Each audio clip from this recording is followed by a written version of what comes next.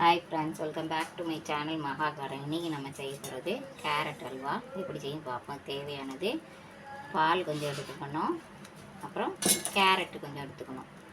Carrot வந்து துருவினது கொஞ்சம் எடுத்துக்கணும். ஒரு 1/4 கிலோ எடுத்துக்கிட்டு பால் வந்து வேகிறதுக்கு பால் விட போகுது. பாலை விடுவோம், வடிகட்டி விடுவோம். ஏற்கனவே காய்ச்சின பால் இது, லைட்டாக விட்டுக்கணும். கேரட் முங்குற அளவுக்கு விட்டா போதும்.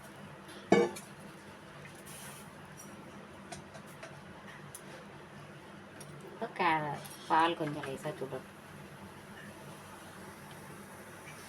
இப்போ பால் கொதிக்க ஆரம்பிச்சிருச்சு. இந்த ஸ்டேஜில் நம்ம திருவி வச்சுருக்கிற கேரட்டை போடுவோம்.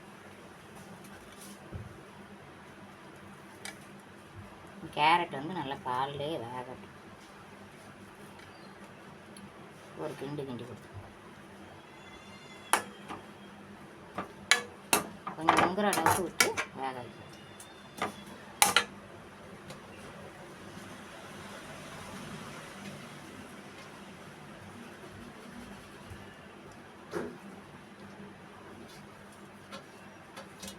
அவ்வளோத்தையும் அதில் போட்டு பால் காணலைன்னா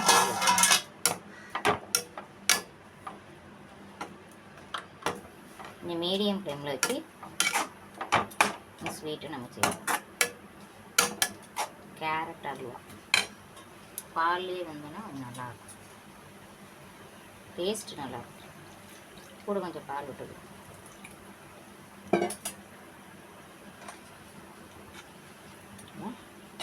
ஒரு பக்கமாக கொதிக்குது, வேகட்டும். வெந்த பிறகு காணும். ஃப்ரெண்ட்ஸ், இப்போ கேரட்டும் பாலும் சேர்ந்து எப்படி கொதிக்குது பாருங்கள். நம்மளோட வெந்துடும். துருவானதுனால சீக்கிரம் வெந்துடும். வெந்த பிறகு பார்ப்போம்.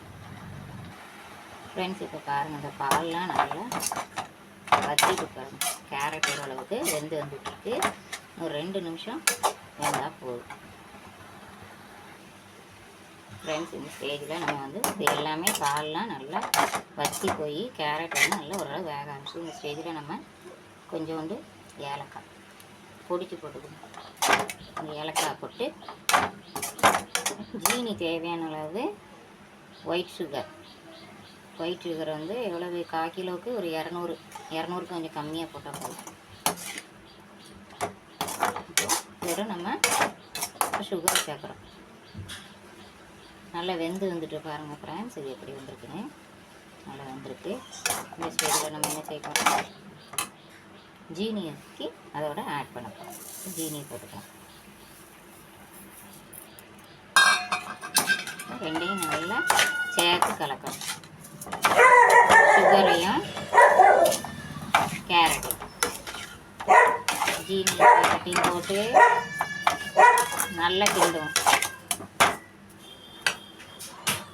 ஃப்ரெண்ட்ஸ், இப்போ ஜீனி போட்டு கொஞ்சம் நல்லா ஓரளவுக்கு கெட்டியாகணும். கிண்டிகிட்டே இருக்கணும். சைடான மீடியம் ஸ்டேஜில் வச்சு கிண்டிகிட்டே இருக்கணும். இதோட 1 ஸ்பூன் நெய், பிடிக்காமல் இருக்க நெய், கொஞ்சம் நெய் விட்டுக்கணும். நெய் விட்டு நல்லா துருளை நல்லா கிண்டணும்.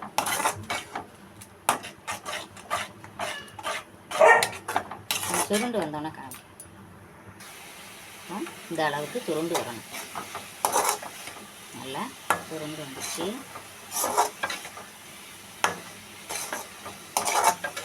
இது நம்ம வந்து நேச்சுரலாகவே செய்யலான்ட்டு கலர் சேர்க்க வேண்டாம். கலர் சேர்க்கணும்னா சேர்க்காம